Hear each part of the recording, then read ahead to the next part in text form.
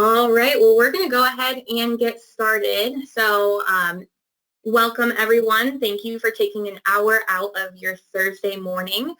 So this is the 2023 Spring Preparedness webinar, also known as, kind of more of a virtual storm spotting class. So my name is Shelby Melto. I'm a meteorologist here at the National Weather Service in Springfield, Missouri. And then also joining us today is Gene Hatch. He is another meteorologist here at the Weather Service. So he's going to be helping out and kind of helping answer any questions that might come along today. So wanted to real quick, if you're not familiar with the GoToWebinar interface, there is a part where you can, go under that questions tab. If you have any questions throughout the webinar, type up your question, and then we are going to have designated times where, we'll go in, see if any questions popped up and answer those throughout the webinar. So if you have a question, just post it in that questions section in that interface there. We are going to keep everybody muted throughout the webinar just to help prevent any background noise. So if you have any questions, just pop it in that question section and we'll go ahead and get those answered. So we're going to be talking about a few different topics. First we're going to take a quick look about the National Weather Service and then also kind of taking a look at the spring 2023 outlook. We've already started the early spring season, but kind of taking a look at what is possibly to come in the next couple of months. And then we'll kind of transition over to looking at more of the science behind forecasting severe weather, and then also looking at the different severe weather products that the National Weather Service issues. And then we'll kind of move then to identifying storm types and features, how to send in storm reports, and then taking a look at severe weather safety and preparedness. So that is today's agenda for the next about hour or so. So first we wanted to discuss, what this course is not. It's not a course to discuss ways to, potentially get sucked into a tornado like Dorothy did in Kansas, as you see in this image here. It's also not a presentation on how to intercept a tornado like they did in the movie Twister. This course is all about showing you the science behind severe weather and how you can identify, the different hazards and how to safely send in storm reports to us here. So, safety is the main key that we're really going to make sure to emphasize throughout the entirety of this webinar. So we're going to start out here with kind of a quick poll just to kind of start as an icebreaker here. So with this poll, we're going to ask how many tornadoes occurred in the Springfield County warning area in 2022. So I'm going to go ahead and launch this poll. So did we have 2, 8, 13, or 19 tornadoes last year in 2022? So I'll go ahead and give about 10 to 20 seconds for you guys to answer that.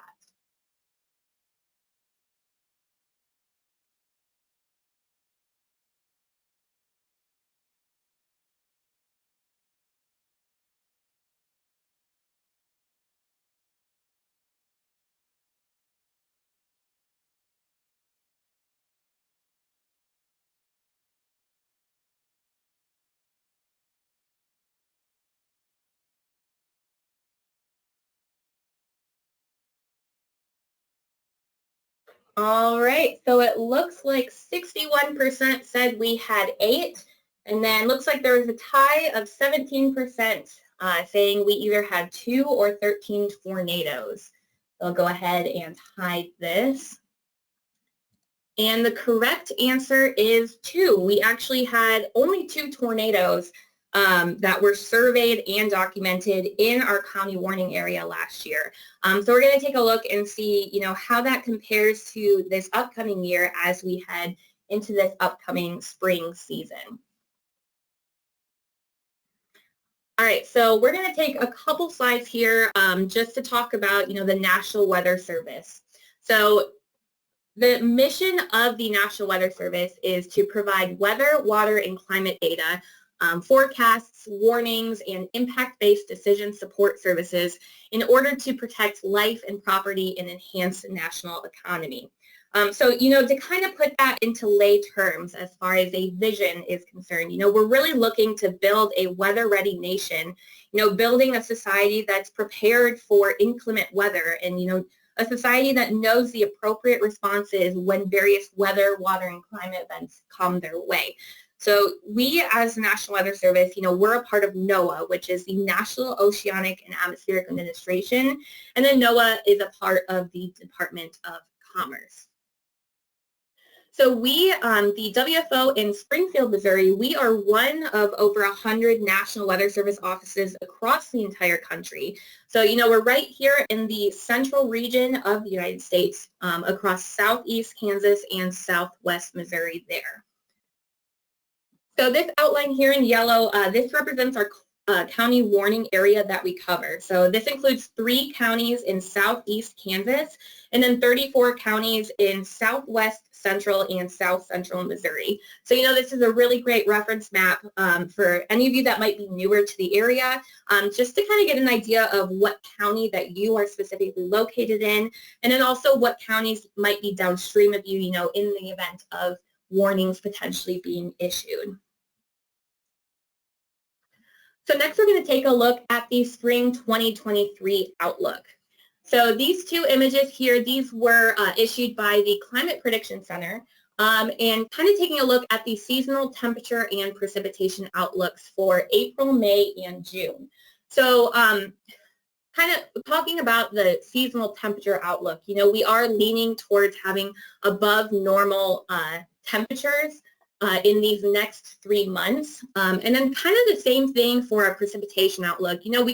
You see we have equal chances of above and below normal temperatures for, southwest Missouri, but kind of leaning above normal temperatures, especially as you head into, the eastern Ozarks and southeast and eastern Missouri there.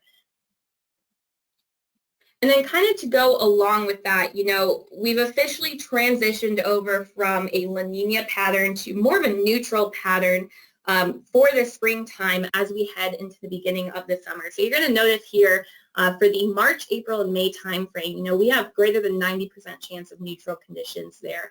And in the past, in past years, when we have transitioned from a La Nina pattern over to a more of a neutral pattern, it has led to a more active spring season.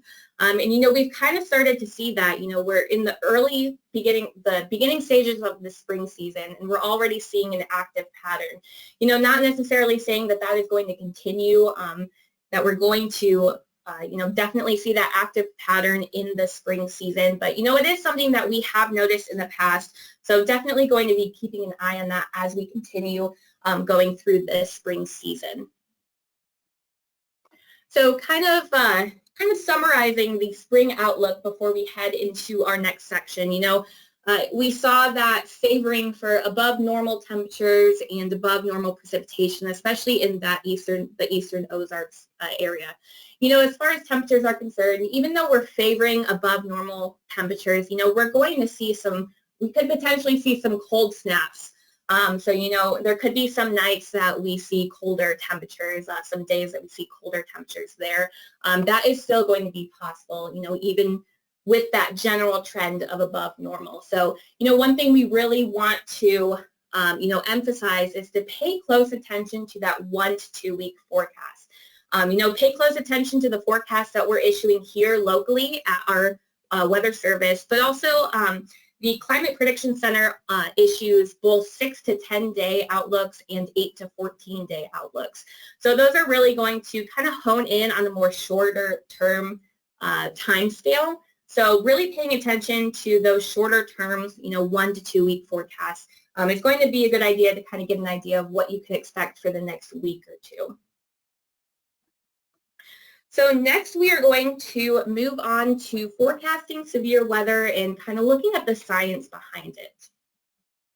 So when we talk about forecasting severe weather, what are all of the ingredients that you need for a good severe setup? So, this is just a diagram that gives you a little bit of everything that goes into forecasting severe weather. You need that Gulf moisture here. You need that warm push of air into the area. You have this low pressure system and this jet stream. And all of this is going to come together and form the ingredients needed for severe weather. So how do we analyze this here at the National Weather Service? Well, there's four key ingredients that we really want to dive into, as far as assessing the atmosphere for thunderstorms and especially for severe thunderstorm chances.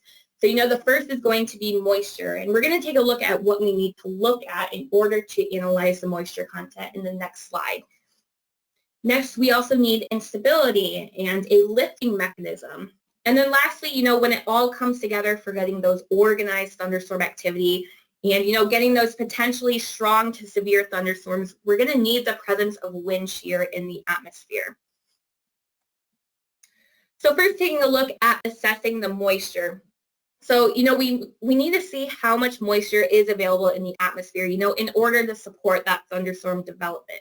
So you're generally going to start to see, moisture increase. And one of the big things that you're going to realize, maybe from more of a real life aspect in analyzing the moisture in the atmosphere is, really look at the dew points.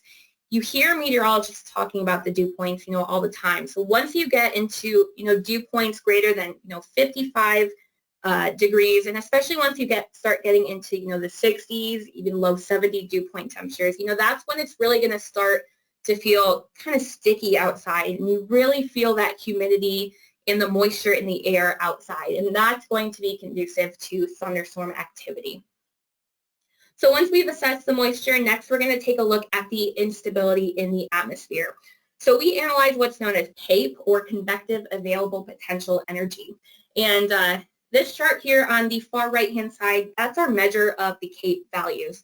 So we're going to be able to analyze that, through different models, different diagrams that can kind of give us an idea of how unstable or how stable the atmosphere is. So generally, the greater the instability, the more the environment is going to be conducive for thunderstorm development and, potentially support strong to severe thunderstorms.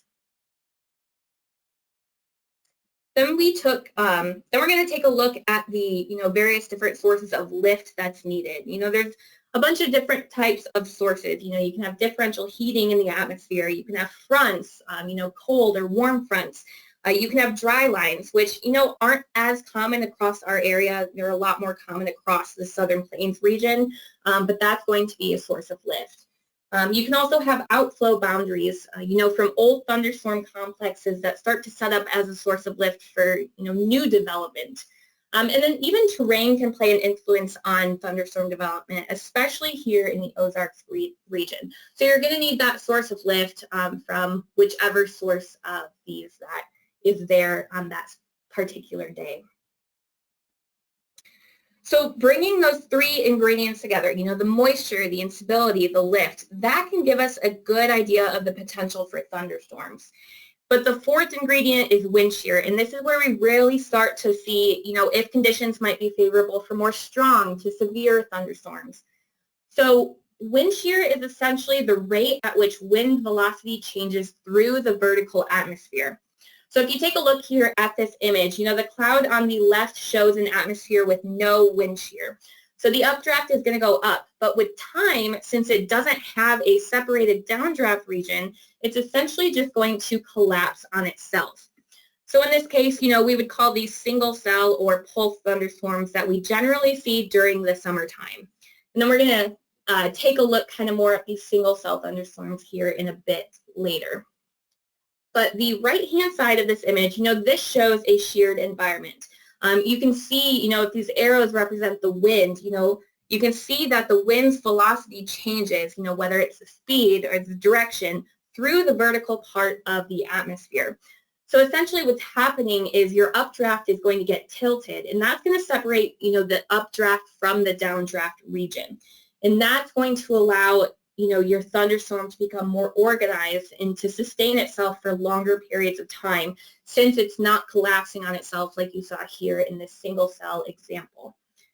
So, those four ingredients, that's what we're really looking for when talking about the possibility of severe weather. We need that moisture, that instability, that source of lift, and then finally to kind of pull it all together into more organized, strong to severe thunderstorms, we need that wind shear.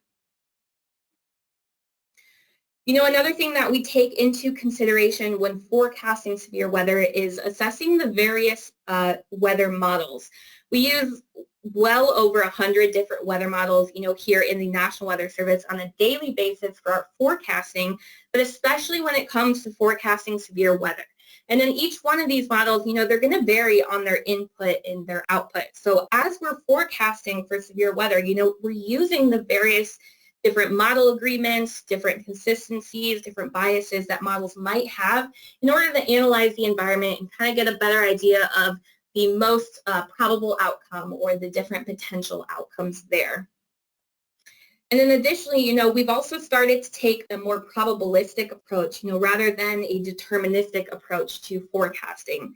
So instead of just looking, at a straight run of what a model output might have, we're also looking more into a probabilistic aspect. So for example, we might see a model outputting maybe a 40% chance of hail versus another model outputting maybe closer to, a 70% chance of hail.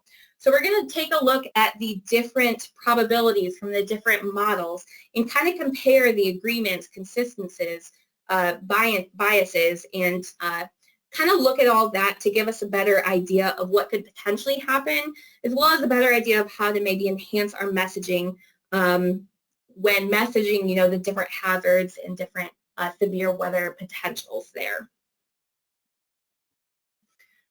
So I'm going to take a quick break and kind of hand it over to Gene here. He's going to take a look and see if any questions have popped up.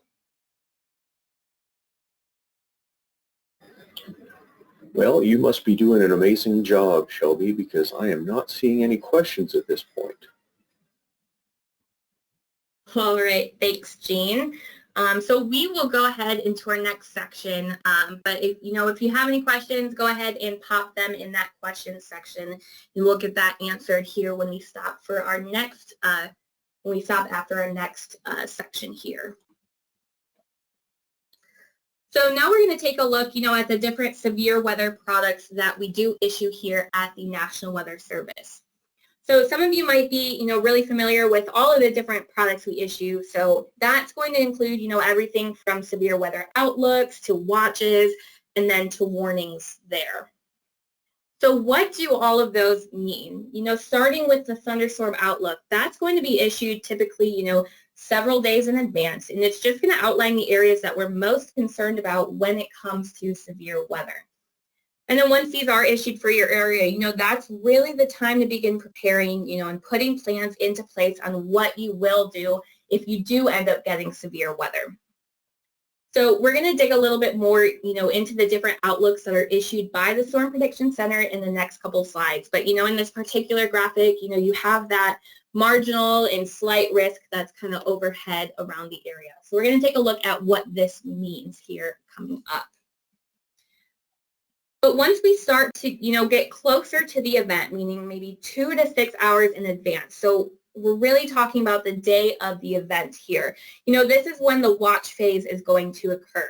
So when a watch is issued, that's when it's time to really monitor the weather closely, because now conditions, are going to be favorable for severe thunderstorms and even potentially tornadic storms, with those tornado watches. And then finally, the warning phase typically occurs about 10 to 60 minutes in advance. And these are issued when, there's something that we're seeing on radar that makes us believe, either something will happen or is already happening. Whether that's damaging wind gusts, large hail, tornadoes. So once that warning is issued, that's the time that you really need to take action and take the proper sheltering, because, that threat is imminent or is occurring. So as I mentioned, with the watches versus warnings, the watch phase, that's the time that you want to be prepared. And the warning phase is the time that you really need to start taking action. So when watches are issued, conditions are favorable for severe weather. So make sure you have a way to receive weather warnings and to continuously check the forecast updates.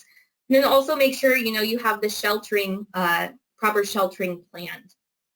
And then when a warning is issued, that's when the potential danger is imminent. So, taking shelter indoors immediately is going to be crucial. And then if you're driving, you want to find the nearest shelter in order to make sure that you're safe. And then even after the warning is issued, make sure you're continuing to follow that forecast throughout the entire warning phase through the end, because that's going to allow you to see, what's going on with the storms. We're going to be updating the warnings as we get reports in and as we're tracking the storm. So having a way to receive those updating warnings, that's really going to be crucial in order to understand, what threats could potentially be heading your way and what the storms are doing there. So make sure that you have a way to check that forecast update, check those warning updates as we issue them. So now taking a look at our criteria for severe warnings here at the National Weather Service, we're going to issue a severe thunderstorm warning when we see winds greater than or equal to 58 miles per hour. We'll also issue that, if we have hail greater than or equal to 1 inch in diameter. That's kind of closer to the size of quarters. And then we'll also use what's known as severe IBW tags, or impact-based warning tags. And that's going to just help us add more meaning to our warnings. So the 3 different IBW tags are base, considerable, and destructive. And those can be found at the bottom of our issued warnings. So with the base tag, that's generally going to be used for, thunderstorms that are reaching severe criteria, but might not be, surpassing it by much. And then the considerable tags, those are used when we start ramping up our wording. So, if the winds are approaching closer to maybe 80 miles per hour, or maybe we're starting to see, maybe a hail signature that would suggest closer to baseball size hail, we're going to up that tag to a considerable tag. And then destructive tags, those are issued when we're seeing those destructive hazards. So a good example of that would be, if there was a derecho causing those destructive winds over a large area. If we're seeing those destructive hazards play out, if we're getting those reports, that would be a good example of when we could potentially up the tag to a destructive tag, depending on the hazards that we're seeing play out. Now, a tornado warning, that's issued when a tornado is either happening or is imminent. So, either we detect the tornado on radar, we see a tornado debris signature on the radar that would confirm a tornado, or we're getting reports of a tornado. And then we also, we use the different tags with tornado warnings as well. And, those tags, that's what we really want you to pay attention to, both as a storm spotter or if you're just watching the weather. So, make sure you're paying attention to the different language that we're using in these warnings, because that's going to get you a better idea of, what we're seeing. And it's just going to add confirmation to what we're putting into the warnings at that time. And then lastly, a flash flood warning is issued for intense flooding and when the water begins to rise out of its banks. Flash flooding is pretty common across the Ozarks. We saw an event that occurred last week, towards the end of last week, that had widespread flash flooding occurring. So pretty common across the Ozarks. But, we can also issue these warnings when other hazards occur. If we have a dam break or an ice jam break, those are less common across our area specifically, but we can issue a flash flood warning, if we do see those hazards occurring. So as I mentioned earlier, when we're still several days out in the outlook phase, the Storm Prediction Center has this particular graphic, if you're not familiar with it. And it really highlights the different outlook stages, with general thunderstorms being the lowest stage when there's really no particular label attached to it. And then you have, the 1 through 5 different outlooks. So stage 1, or the marginal risk, being the lowest, and then stage 5, or the high risk, being the highest. So with the marginal risk, we're generally looking at the possibility of isolated severe thunderstorms. And then as we progress, through these higher stages, you can really see the wording beginning to become more enhanced. So you can see that we go from, possible isolated severe thunderstorms more in that marginal risk here, to numerous severe thunderstorms possible in the enhanced risk. And then, kind of ramping up to widespread severe thunderstorms likely in a moderate risk or expected in a high risk, which, that would tell you that the particularly intense and dangerous storms can be expected. But, with any of these outlooks, severe thunderstorms can pose a threat to daily life. So whether we have a marginal risk out or an enhanced or a high, any of those outlooks, those are going to show us that, severe weather is possible. And, with severe weather, that can pose a threat to lives. So it's really important to know what actions to take, to make sure that you're prepared when severe weather does come your way. So real quick before we head into our next section, we wanted to take a look really quick about kind of the process of issuing warnings here at the National Weather Service, just to kind of give you a taste of, what goes into us issuing a warning. So we use this program called WarnGen, and whoever is the radar operator that day, they're essentially just they're going to draw a polygon around the storm, based on different factors, and we base it on, storm speed, movement of storms, what further development that we're seeing. So once we issue that warning, that's then going to get disseminated through, different sources. Broadcast media is going to receive it and start issuing it on, their television. Also, it's disseminated through weather radio. So once we issue them on our end here at the National Weather Service, it then gets sent out through various sources of media there.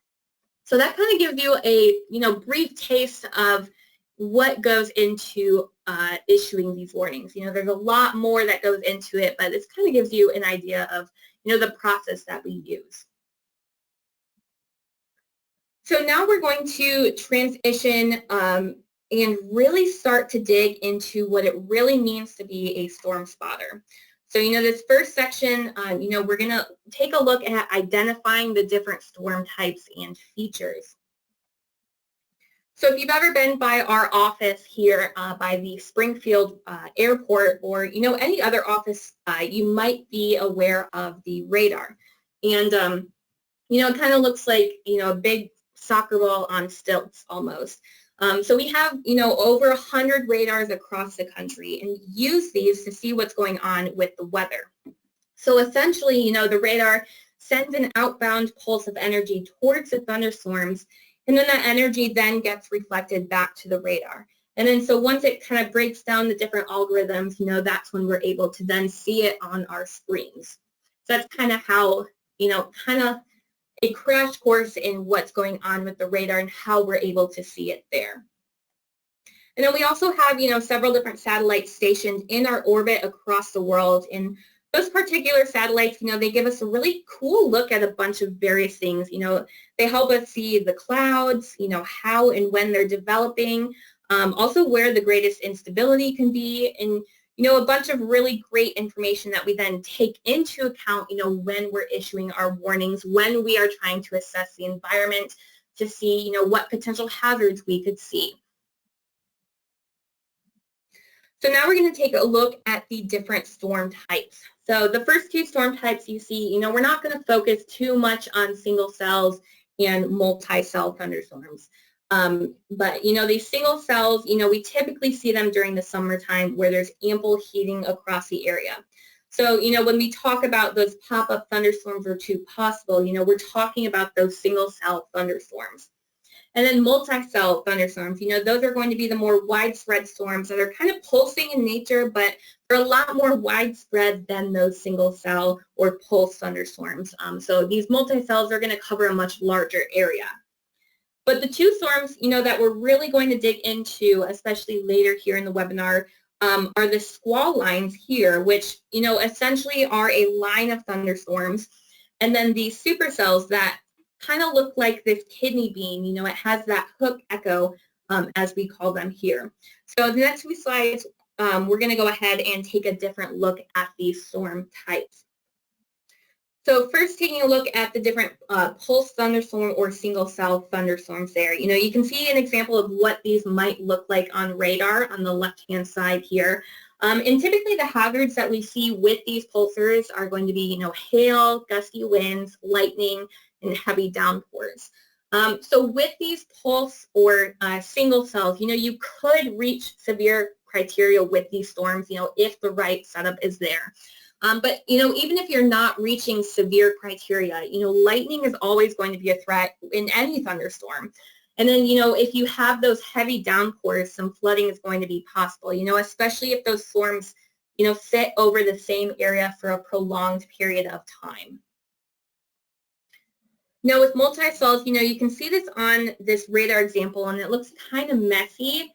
And, you're really not seeing too organized of storms there. There's just cells here and there. So with multi-cells, again, lightning is going to pose a threat with these storms. Gusty winds and hail, those are also going to be possible. And then also, heavy downpours, flash flooding, that's going to be possible, especially if these storms start training over the same location, for a longer time period.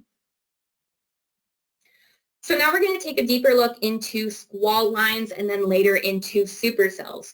So with the squall line, generally you're going to see smaller hail, so not really talking about, the larger hail such as baseball hail events. It's going to be kind of that smaller hail. But what we really want to focus on, is that squall lines are going to be capable of producing damaging straight line winds over a large area. And then they're also going to be capable of, producing those generally shorter lived, possibly rain-wrapped tornadoes. And then, again, just like with many of the other storm types, lightning, heavy downpours, flash flooding, those can't be ruled out when you get squall lines. And so this is what we refer to as being associated with what's known as bow echoes along squall lines.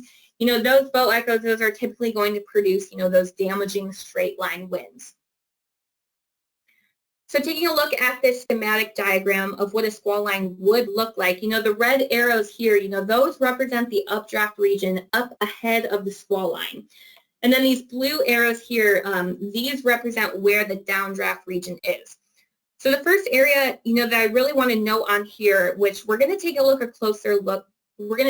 closer look at in the following slides, is this shelf cloud. And that's going to be at the leading edge of the gust front here.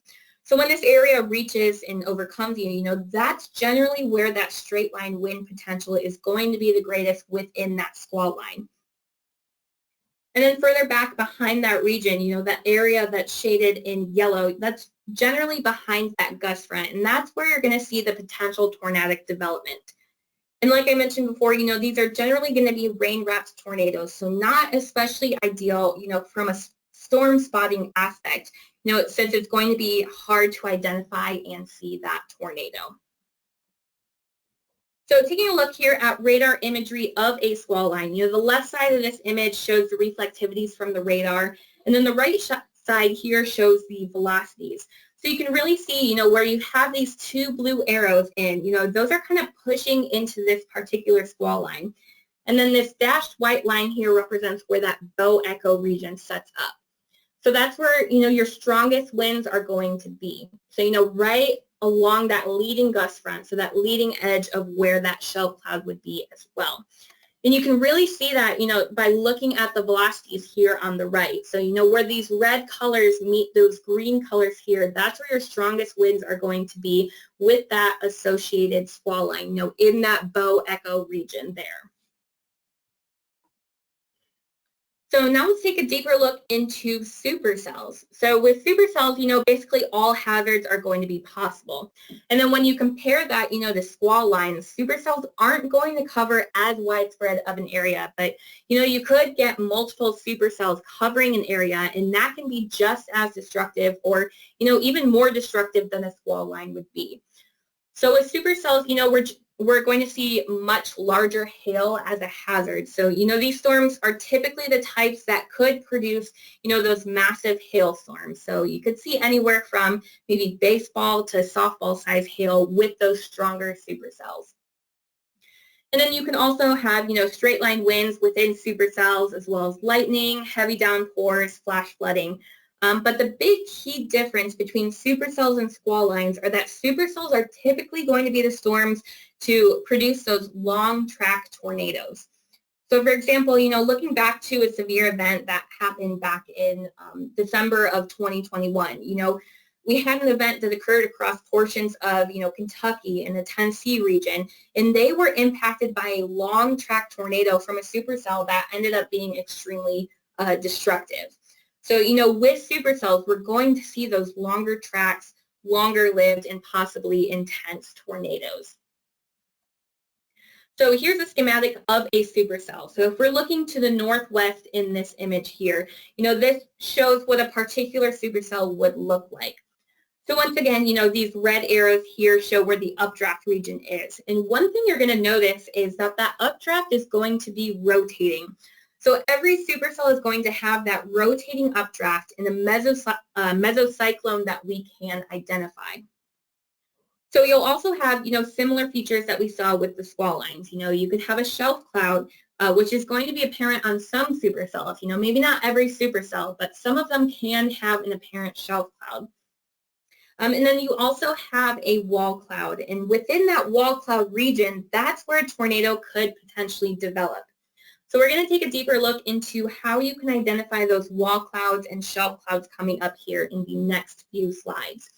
But the big thing we really want to hammer in here is when looking at this particular supercell, if you're looking towards the northwest, you're positioned southeast of this storm.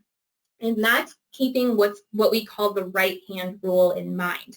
So you're going to want to always make sure that, when you're looking at a supercell, the rain in the downdraft region should always be to the right.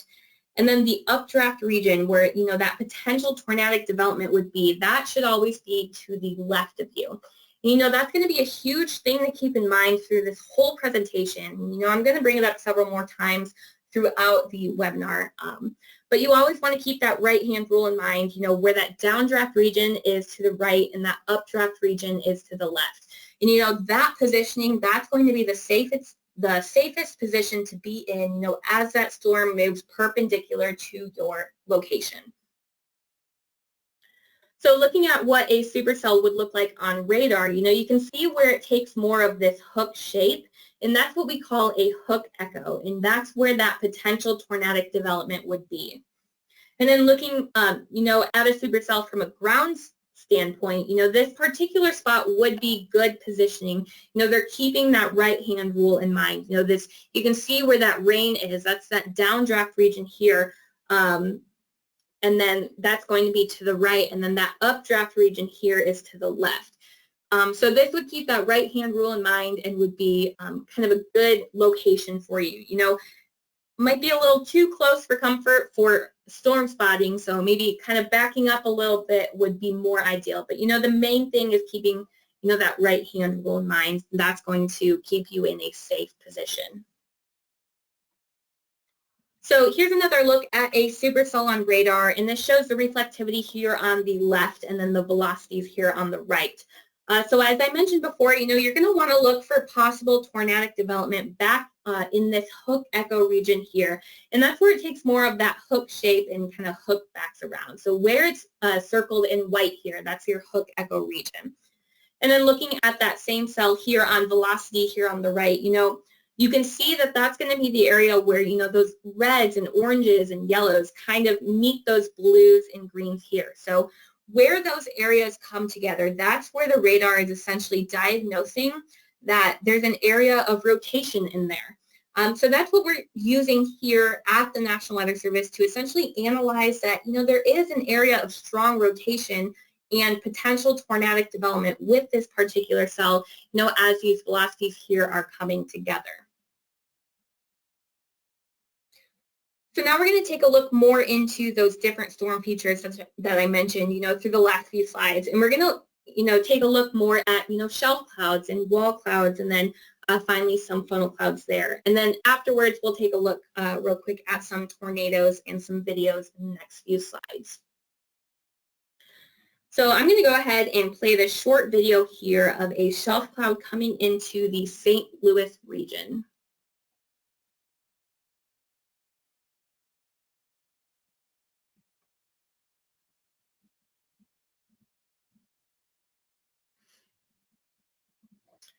All right, I'm going to go ahead and play that one more time, but you can really see how it has that shelf-like appearance, which, that's where it got its name. but you can really see how that contrasts against that rain-cooled area behind it. So that's where your strong winds are going to be. So the shelf cloud, that's where there's a lowering on the leading edge of a rain-cold, of the rain-cold air, or, the downdraft region.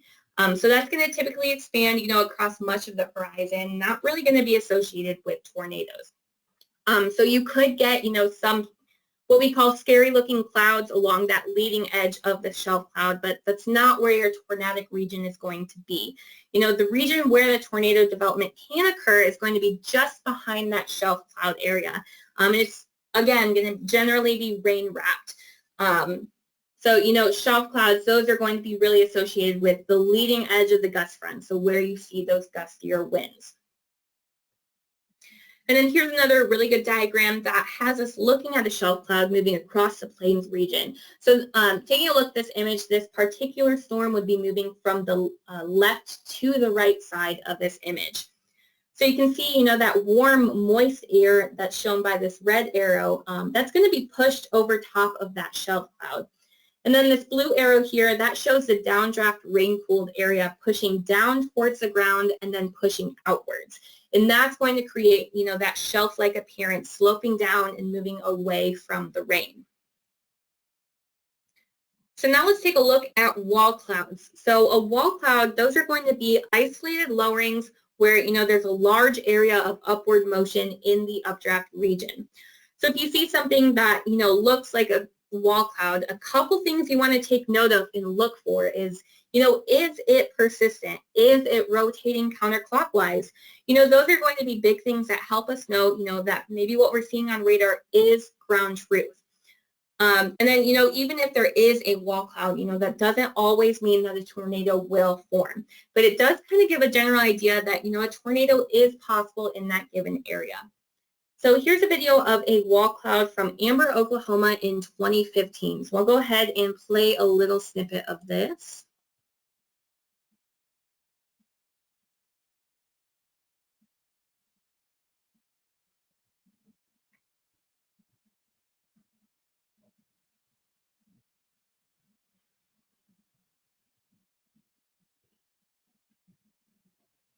All right, so I'm going to go ahead and pause that. But you can see in that video, it is persistent. It is a counterclockwise rotating wall cloud that he's seeing. So, that's where the area of that large upward motion would be. So, that's what we want you to report to us as a wall cloud. And, the lowering that you see from the base of the thunderstorm. So that's really what we're looking for in your reports when you see a wall cloud. So here's an example of some more wall clouds here. So in this image here, you can see that isolated lowering from the base of that thunderstorm. And then that's where that potential tornadic development would come from beneath this. And again, you can see that this would be good positioning, viewing this particular supercell. You have this downdraft region here to the right, and then this updraft region where that potential tornadic development would be is to the left here. And then here's another isolated lowering. Now we don't have a video of this, so you really can't tell that it is persistent and rotating. But this was in fact a picture of a wall cloud that was sent to us here, and we confirmed that it was in fact persistent and rotating.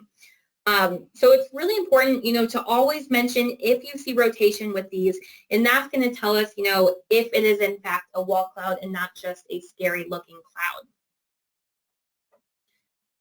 Now, funnel clouds, those are going to be rotating funnel-shaped clouds that extend downward from the base of the cloud, but they're not going to be in contact with the ground. So it's going to be coming from that wall cloud region, and it's an area of upward motion. So again, it's important to note, if it's persistent and if it's rotating when you report these funnel clouds to us. So I'm going to go ahead and show a quick video of a funnel cloud here.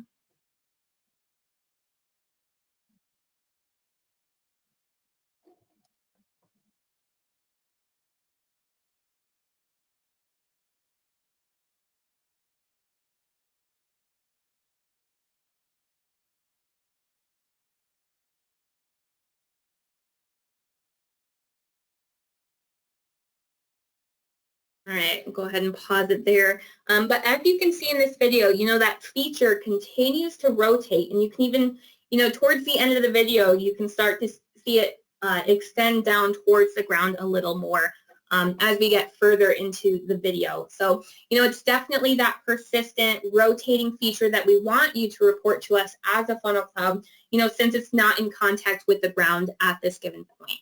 Now, also in this video, he showed another lowering in the clouds, but you notice that it wasn't persistent, it was not rotating. So that would just be kind of more of that scary looking cloud there. So that's not what we want you to report as a funnel cloud to us.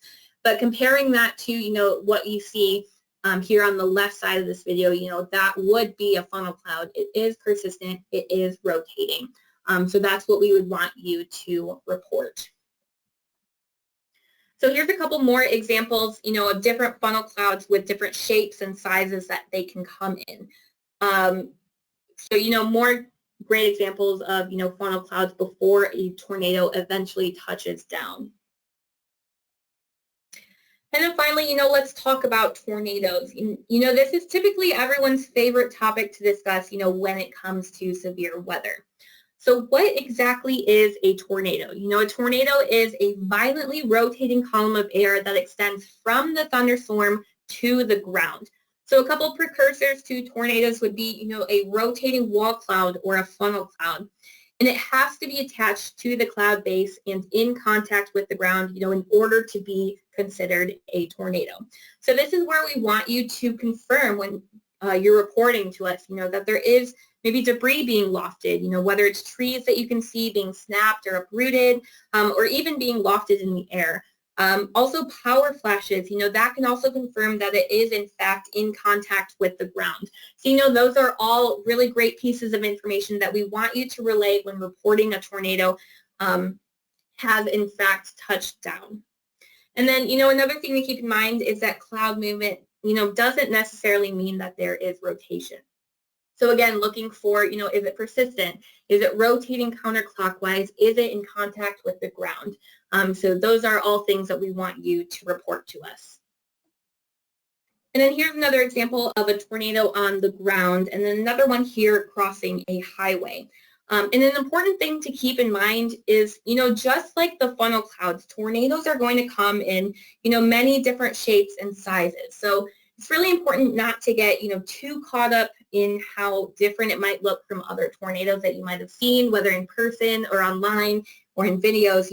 Any given tornado has the potential to produce life-threatening damage, whether it's a weaker, shorter-lived tornado or a larger, more destructive tornado. They're all going to be capable of being life-threatening there. So here's a couple videos to kind of look over to see whether or not these are tornadoes. So I'm going to go ahead and play the first one here. We'll give it a couple seconds to see if it's a tornado or not.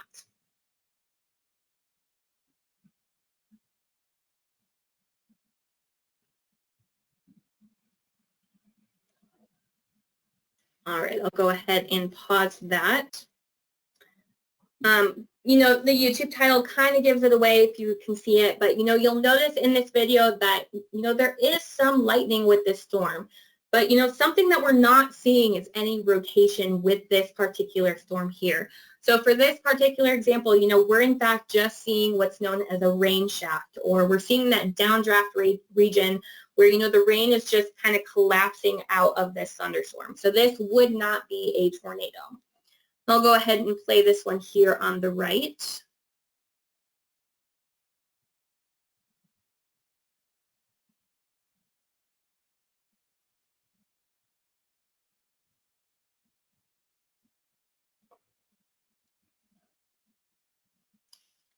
I'll go ahead and pause that there. So, even though you see an isolated lowering, it kind of looks pretty scary. There is no rotation with this particular feature there. So, this would just be what's called a scud cloud that's moving across the sky. So again, these are great examples where you saw some isolated lowerings, but again, look, is it persistent? Is it rotating counterclockwise? Is it in contact with the ground? that's what we want you to really pay attention to when you're reporting a tornado to us. So when we talk about positioning of storm spotters, there's a lot of things that you need to keep in mind. First, it's extremely important to always have situational awareness. So, knowing where you're at in related to the storm. Also knowing, what the atmosphere is capable of producing that day. And also being aware of others on the road. There may be more spotters out there, and that could potentially produce, congested roadways, backing up traffic, that could potentially pose as another hazard. So it's really important to make sure that you're always having that situational awareness. And then another thing to keep in mind is the location of the storm with respect to your location and which way the storm is moving and propagating. So knowing where the storm is and relating that to your location, that could tell you if you or other spotters are possibly in harm's way. So, again, remember that right-hand rule. Make sure that, when you're looking at a storm, that downdraft region is to your right and that updraft area where that possible tornadic development is to your left. So, make sure you're always looking perpendicular to that storm's motion. Safety is the #1 priority. So, keep all of this in mind, and that's going to help keep you safe. So we're going to go ahead and launch our second poll here. So let me get that launched. So for this poll, we're asking which spotter is in the correct position to spot a potential tornado on that supercell. Was it spotter #1, #2, or #3 there? So I'll go ahead and give about 10 more seconds there to answer that.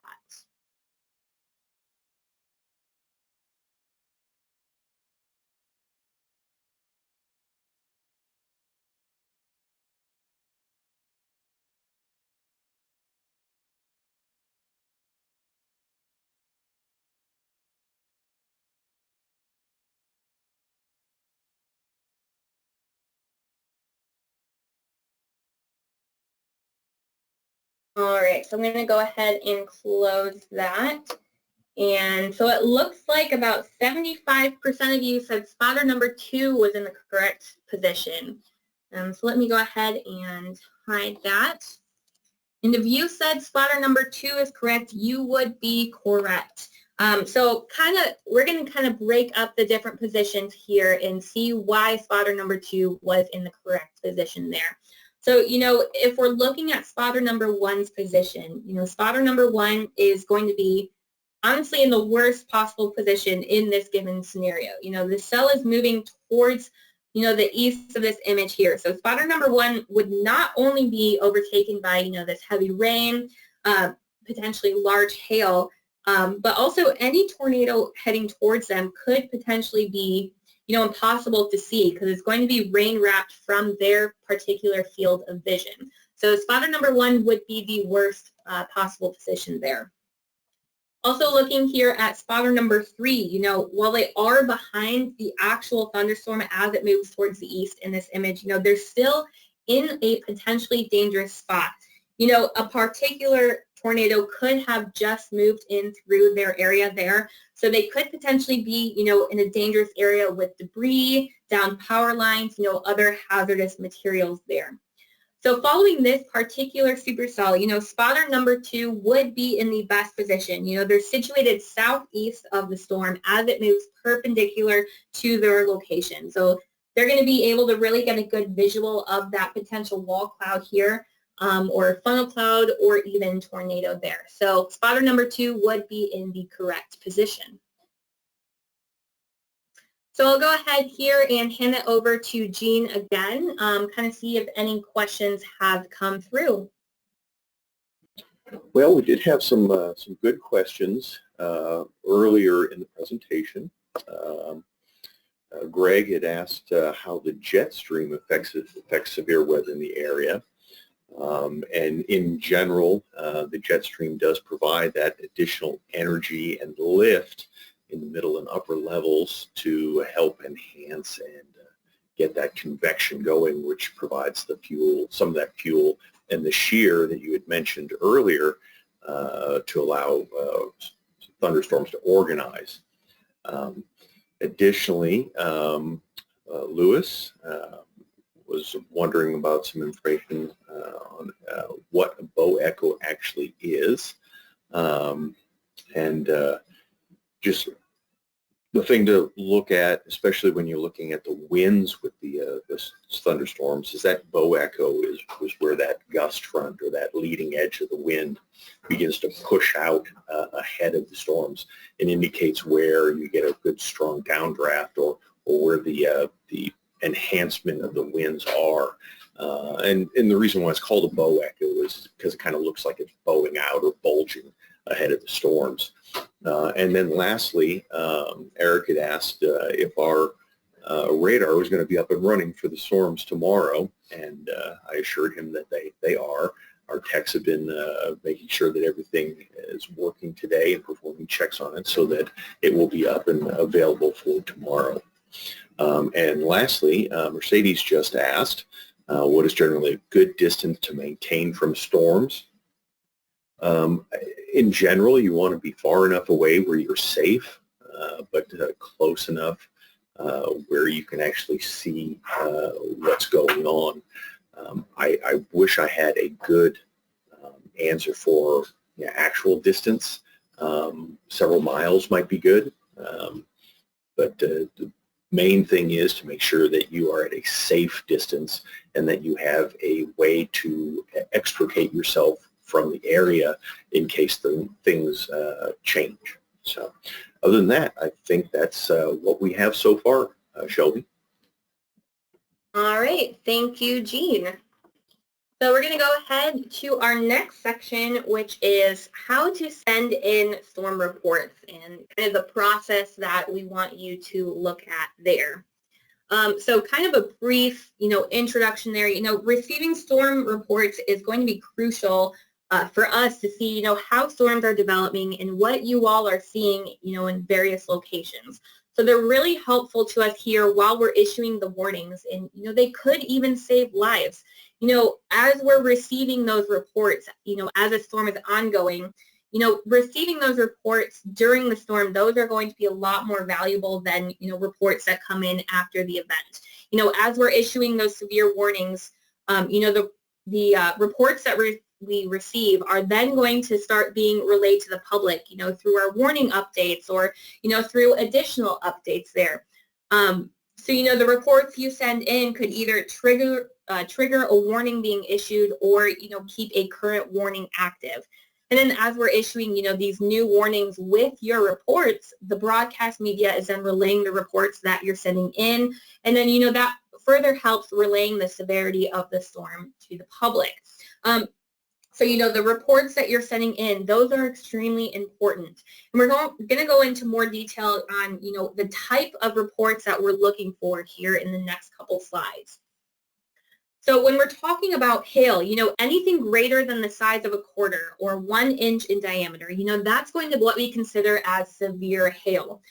So when you're sending in your hail reports, it's important to measure the diameter of the largest hailstone, either by using a ruler or by comparing it to, other objects like coins or sports balls.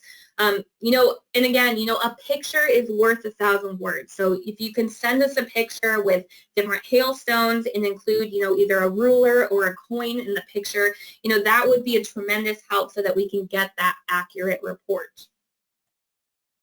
And then with reporting damaging winds, we're really looking for either a measured wind speed or a report of, the damage that occurred from the winds.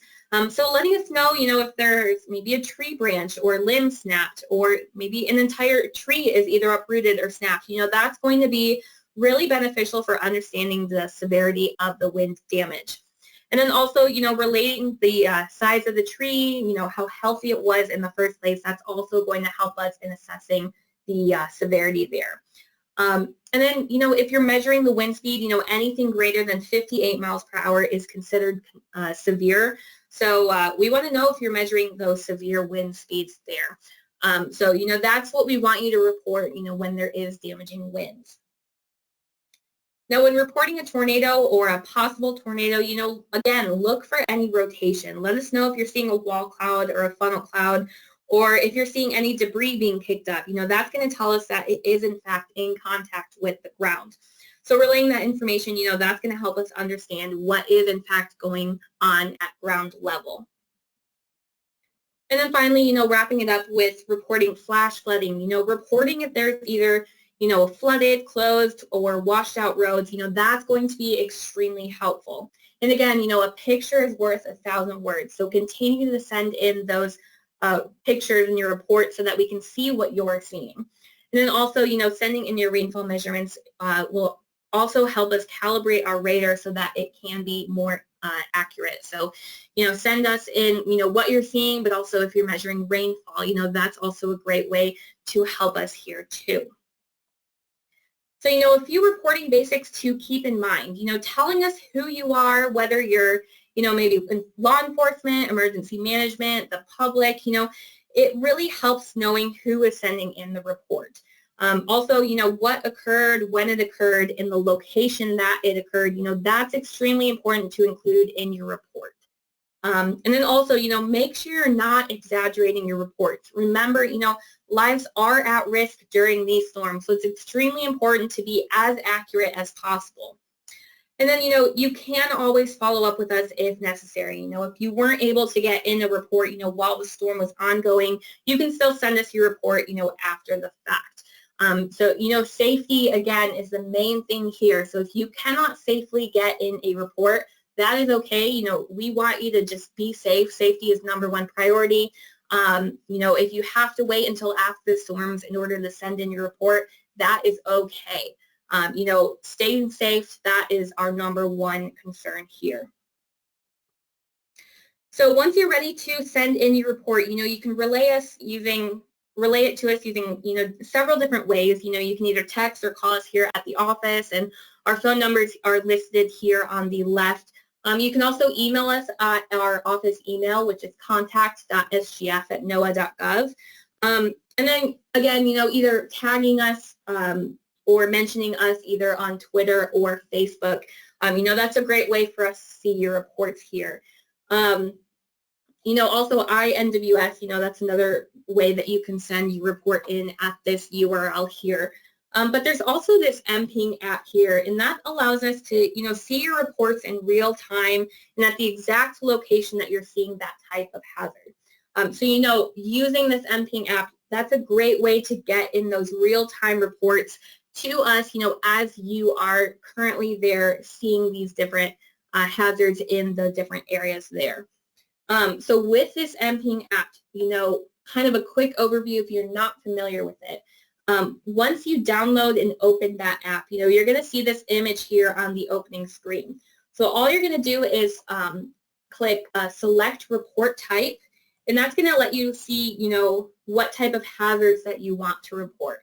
So for example, during severe weather, you're typically going to either select, hail, wind damage, tornado for your hazard type there. So what you're seeing, go ahead and click it there. So once you select the type, you're going to be able to submit your report. And then once it's submitted, you're going to get a pop-up that shows if it was successfully submitted.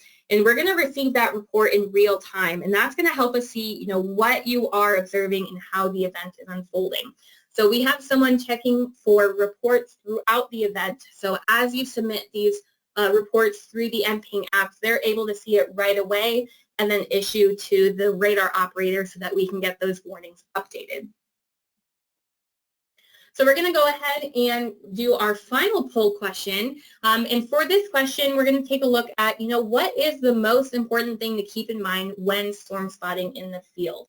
Is it safety? Is it getting the report? Or is it getting the best picture? So I'm going to go ahead and launch that and give about 10 seconds to get that answered.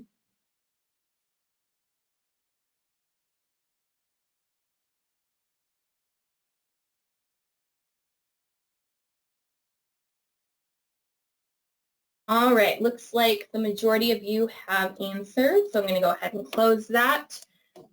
And 100% of you said safety, and that would be correct. Safety, again, that is the most important thing to keep in mind when you are in the field. If you cannot safely storm spot, if you cannot safely get in reports, make sure that you are putting that at the top of your priority list. If you have to miss out on a storm, on a report because you have to prioritize your safety, that is okay. We want you to prioritize your safety there. So, keeping that in mind is going to be the best, the most important thing to do. So if you answered A, which looks like all of you did, that would be correct. So kind of looking at our last topic of this webinar, we're going to kind of go over the different aspects of, severe weather safety and preparedness. So we're going to first take a look at, some of the different resources available to you that you can use to prepare. So, first and foremost, you have our website, and that's going to be at weather.gov/Springfield. And, this is where you can find things like maybe our forecasts, the hazardous weather outlook, the local radar, as well as our weather stories and graphics that we post that explain what weather impacts that we're expecting in the near future. Another great resource we offer is our graphical hazardous weather outlook. And, it's a really great planning tool to assess, any hazardous threats coming up in the next few days. So each of these little kind of skittles here on the right, those are color-coded, and that's going to show you the threat level as well as where the potential threat is located if you click on the specific skittle there. And then, the different color-coded levels, that range from, none to limited, elevated, significant, and then extreme. So, this is a really great preparedness and planning tool that lets you quickly see any potential hazards coming up. Now, our Decision Support Services packet, or our DSS packet, it's typically only used for higher end events that we're expecting, but these provide critical information needed when we have significant hazardous weather events coming up. And then we do keep these updated throughout the event, so they're always going to be up to date with the latest information. In this image here, this shows an example of the type of information that we might include in the packet. So, we can include anything from, important forecast changes, different weather hazards to expect, maybe the different areas that are going to be impacted, the timing, a lot of great information that can help you quickly assess, the area, the timing, the hazards that are expected with an upcoming event. So when we do create and issue a DSS packet, these can be found at the top right corner of our website there. Also, the URL is listed here just at weather.gov/Springfield/DSS packet. So, for tomorrow's event, we have issued a DSS packet. So if you go to our website and click on the link to the DSS packet in the top right, you're going to be able to see what we are expecting for tomorrow's system. And then, the main thing, again, that we want to make sure to spread as we head into the spring season is, the importance of safety and preparedness. Have multiple ways to receive warnings. That can include the internet, your local TV and radio. It could include a NOAA weather radio, your phones, just various sources. But it's important to have, multiple ways to get warnings. Also, getting involved with, the emergency planning in your communities, advocating for those that might be disabled or more vulnerable to severe weather is a great opportunity too. And then lastly, making sure that you and others are preparing now. This is a really good checklist from FEMA that, you can follow now before any severe weather comes your way. And it'll just help you, be prepared when you do receive severe weather there. And then finally, when it comes to tornado sheltering guidelines, these are great recommendations from FEMA to keep in mind. And, it shows everything from, the worst and the bad options there on the left side of this image to the good and the best options there on the right for tornado sheltering. And as you can see, anything from an interior room of a well-constructed building or a basement to, maybe a specifically designed FEMA safe room or a tornado shelter, those are going to be the safest options for sheltering from tornadoes. So, keeping that in mind, that's going to be crucial when it comes to tornado safety, and it could potentially save your life, if a tornado does come your way. So to kind of conclude this webinar, and again, I'll do a quick overview of the weather briefing here that we're expecting for tomorrow, but kind of wrapping up the spring preparedness webinar here, we really wanted to explain how important storm spotters are to us here at the National Weather Service. We're issuing the warnings here, but you play a key role, in confirming what we're seeing on radar and, what's actually happening at the ground level. So when we issue either the severe thunderstorm warnings or the tornado warnings, the broadcast media is showing it on TV and pointing out where the potential hazards could be. But getting that ground truth and that confirmation, that is extremely valuable information that can lead to more people taking shelter and can potentially be life-saving at the end. So extremely valuable storm spotters are to us. But, just remember, again, never put your life at risk to get that report. But when it is possible and safe to do so, those reports are extremely valuable. So I'm going to go and pass it on to Jean one last time before we head into another kind of a summary recap of what weather to expect. So I'm going to pass it to Jean and see if any questions have come up. We did have a few additional questions, Shelby. One of the questions that came in was we were wondering if it was true that the Springfield Plateau can cause storms to tend to break up as they approach the area and then gain strength as they move farther east. Now, remember that terrain can have an effect on severe storms and storms in general, especially and even in southwest Missouri because of the Ozark Plateau. But for the most part, storms that move across southwest Missouri will be much more affected by the atmospheric conditions than the plateau itself, though it can have some impacts. Additionally, Eric had asked if our text line would receive pictures, and to the best of my knowledge, we can get some pictures if you submit them via text to our text line. Tom was wondering if the MPing app will automatically give you your location, and from my understanding, once you sign up to that app and allow it to determine where your location is, it will use the location of your phone when you submit that report to us. And finally, Allison was wondering if root shelters are as safe as FEMA buildings. And for the most part, anytime you can get lower than ground level, whether it's a basement or a root cellar, to get safe from any tornadic activity or any tornadoes moving towards your area, or if you're under a tornado warning, that is probably the safest place you can be. Also have a couple other questions that just came in. Will the slides be available for download or printing? I'm going to have Shelby answer that one here in a second. Let's see, we had another one from Glenn. Tried downloading MPing. You may have to look at doing an update to the Android version. That is something I'm not familiar with, sadly. And then Mercedes finally asks, is there a specific page people can go to find shelters in Springfield? I would think that potentially you could look at the Red Cross or the Springfield Emergency Management Agency's page may have that available. Those are the questions that we have so far, Shelby. All right, thank you, Jean. To kind of follow up on the last question regarding, where to find shelters in the Springfield area.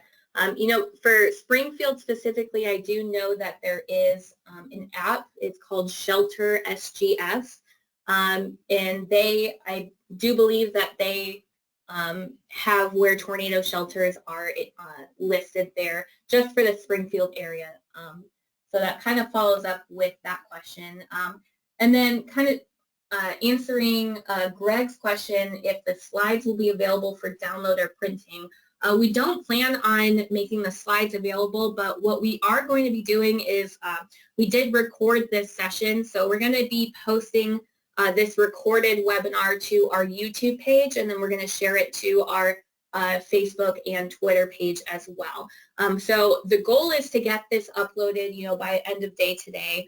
So if we don't have any issues with technology, that should be available to view by later this afternoon and evening. So that concludes this webinar. We did want to leave you with our contact information that you can use to directly get in contact with us here at the Weather Service. So that includes our phone number and email address here, as well as our social media pages and our website. And then we also finally want to encourage you, to become a Weather Ready Nation ambassador. So if you're part of an organization or a group, this is a great opportunity to collaborate here with us at the National Weather Service in order to build a Weather Ready Nation. So you can find more information and sign up either by, scanning this QR code here or by visiting weather.gov/WRN/ambassadors. So that is all we have here. So I'm going to let you go. But again, thank you for spending an hour and a half out of your Thursday to learn about severe weather and storm spotting. And again, make sure you are remaining weather aware as we head into tomorrow. So have a great rest of your Thursday.